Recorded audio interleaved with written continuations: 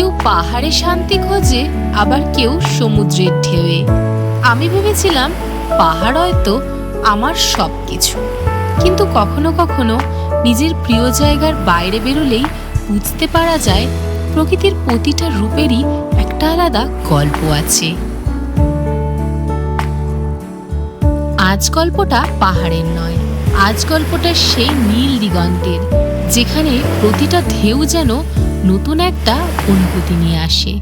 চলুন তাহলে শুরু করা যাক আজকে নীল সমুদ্রের গল্প। ওয়েলকাম টু ভব ঘুরে মন। হঠাৎ প্ল্যান করে আমরা কয়েকজন বন্ধু মিলে সেদিন রোড ট্রিপে বেরিয়ে পড়েছিলাম আমাদের গন্তব্যের উদ্দেশ্যে।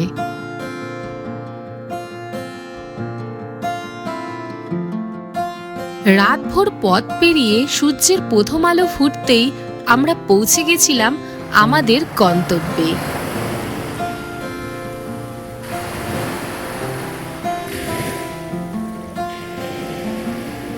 আজ আমার গল্পের ঠিকানা মন্দারমণি। আজ আমি চলে এসেছি মন্দারমণি। আপনাদের সন্ধান দেব মন্দারমণির একটা বিচ সাইড রিজনেবল হোটেলে। চলুন তাহলে দেখে নেওয়া যাক।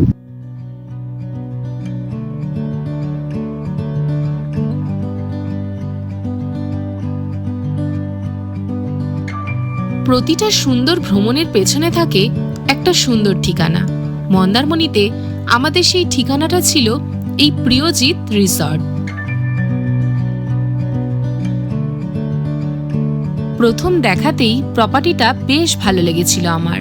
বেশ খোলামেলা আর বড় এলাকা নিয়ে। এখানে গাড়ি পার্কিং এরও সুব্যবস্থা রয়েছে।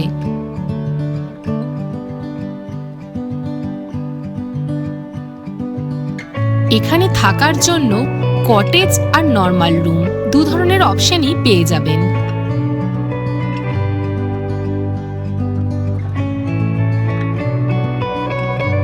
ওনাদের নিজস্ব ইনহাউস রেস্টুরেন্টও রয়েছে। শুধু বড়দের জন্যই নয়, ছোটদের কথাও এখানে সমানভাবে ভাবা হয়েছে। তাদের জন্য রয়েছে ছোট্ট একটা পার্ক, যেখানে নানান ধরনের রাইডের ব্যবস্থা আছে।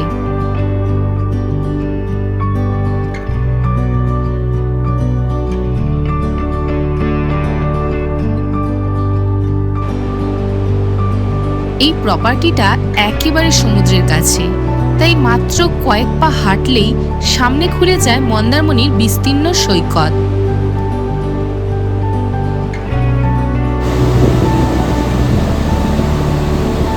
বিচের ধারে এক কাপ চা খেয়ে কিছুক্ষণ সমুদ্রের আমেজটা নিয়ে তারপর আমরা ফিরে গেছিলাম আমাদের হোটেলে।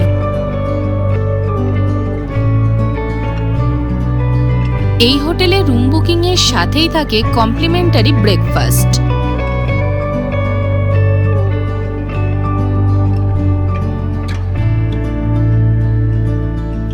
এখানে ব্রেকফাস্ট বুফে সিস্টেমেই ছিল। এখানে ছিল নানান রকমের আইটেম, যেমন ছিল লুচি, তারপর ছিল ঘুগনি, সুজি, ফ্রুটস, চা, বাটার, ব্রেড, এই ধরনের নানান ধরনের খাবার ছিল।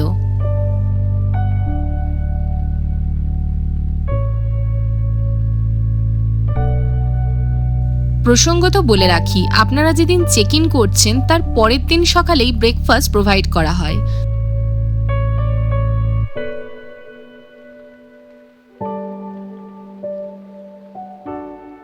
ব্রেকফাস্ট তো হলো, এবার চলুন আমাদের রুমটা আপনাদের দেখিয়ে আনি। এই হলো আমাদের রুম।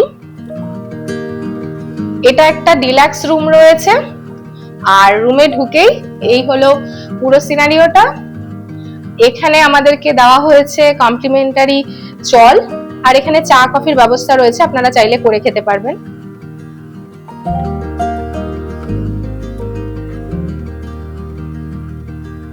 একটা কিং সাইজ বেড, এরকম সুন্দর ডেকোরেশন করা। এটা এসি রুম। এদিকে টিভিও আছে, এদিকে রয়েছে একটা মিরর, দরজার সামনে ঢুকতেই রয়েছে একটা আলমারি, আর এইদিকে রয়েছে ওয়াশরুম। এই হলো বেশ বড় ওয়াশরুমটা, সমস্ত মডার্ন ফেসিলিটি অ্যাভেলেবেল রয়েছে। আর এই রুমের ভাড়া নিয়েছে, আমরা এগোটা থেকে বুক করেছি 2000 টাকা নিয়েছে, আর অফলাইনে আসলে কিন্তু 3000 টাকা বলছে। তাই আপনারা যখন কেউ চুজ করছেন যে মন্দারমণিতে এসে কোন রুমে থাকবেন, একবার অনলাইনে চেক করে তারপর কিন্তু হোটেলে ডাইরেক্ট বুক করতে পারেন, কারণ অনলাইন গুলোতে অনেকটা টাকা কম লাগে। এই পাশে রয়েছে একটা ব্যালকনি, এই রয়েছে ব্যালকনিটা, ওদিকে রয়েছে গাড়ি পার্কিং এর ব্যবস্থা, আর এই সাইডেই রয়েছে ওই যে দেখা যাচ্ছে ওটা হচ্ছে সমুদ্র।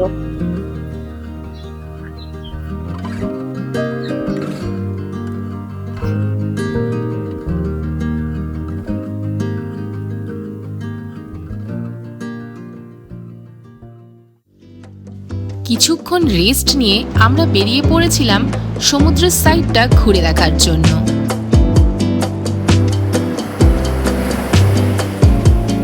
জানেন তো, পাহাড় আমাকে শেখায় শান্ত হতে, আর সমুদ্র বলে যেন নিজের ভেতরের শক্তিটাকে জাগিয়ে রাখতে।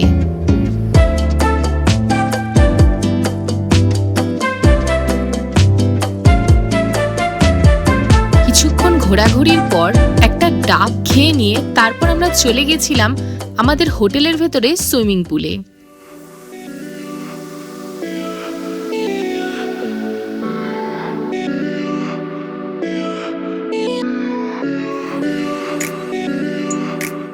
আমি এখন পুলের সামনে দাঁড়িয়ে আছি। এই যে পুলটা একদম সি ফেসিং রয়েছে, আর পেছনে আমাদের যে রুম রয়েছে, রুম থেকে জাস্ট 1 মিনিটও লাগে না এসেই পুলটা। পরিবেশটা ভীষণ সুন্দর, সামনেই আপনি সমুদ্র দেখতে পাচ্ছেন, আর এখানে বসে পুলের মজাও নিতে পারছেন।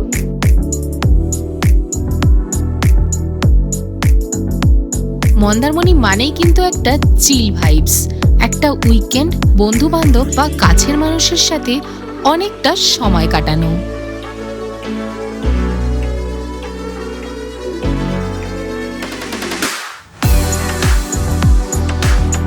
পাহাড় প্রেমী মানুষ আমি, শান্ত পরিবেশই আমার বেশি পছন্দ। তবে সেই দিন এই সুইমিং পুলে বন্ধুদের সাথে বেশ ভালোই মজা করেছিলাম।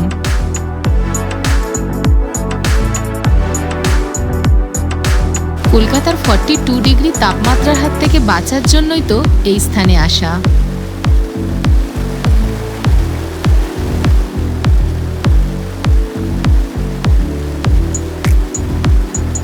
পুলে বেশ খানিকটা সময় কাটিয়ে আমরা ফিরে গেছিলাম হোটেলে, আর তারপর চলে এসেছিলাম লাঞ্চ করতে।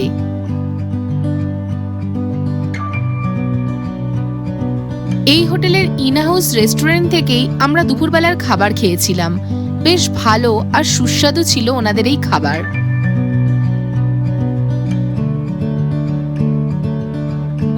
বিকেল হতেই আবার বেরিয়ে পড়লাম সমুদ্রটাকে উপভোগ করার জন্য।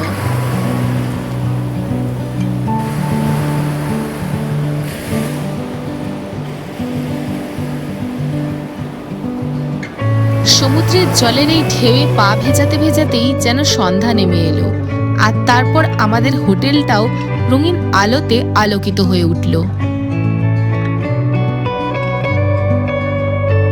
সন্ধ্যাবেলায় আমরা চলে গিয়েছিলাম মন্দারমণি হোটেল সংলগ্নই একটা বাজারে, যেখানে বিভিন্ন ধরনের খাবার পাওয়া যাচ্ছিল, তার সাথে একটা মেলা মতো বসেছিল।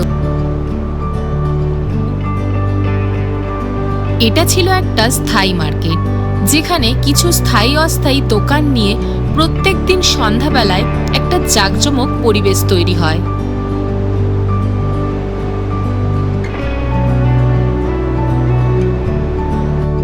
এক কাপ চায়ের সাথে সন্ধ্যাটা আরো মনোরম হয়ে উঠল।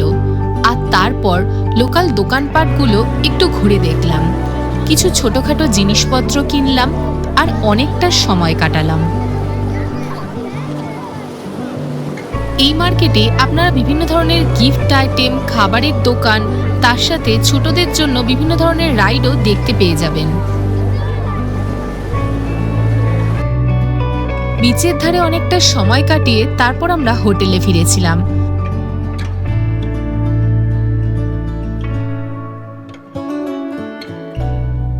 আমরা রাতের খাবারও এনাদের ইনহাউস রেস্টুরেন্ট থেকেই কিনে খেয়েছিলাম।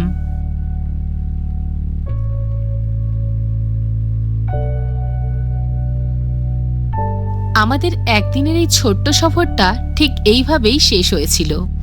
অবশেষে আমরা ভিডিওর একদম শেষ প্রান্তে চলে এসেছি। যদি ভিডিওটি আপনাদের ভালো লেগে থাকে তাহলে please like, comment, share, subscribe করে দেবেন। দেখা হচ্ছে পরবর্তী কোনো সিনেম্যাটিক ভিডিওর সাথে। ততক্ষণ পর্যন্ত সুস্থ থাকবেন, ভালো থাকবেন।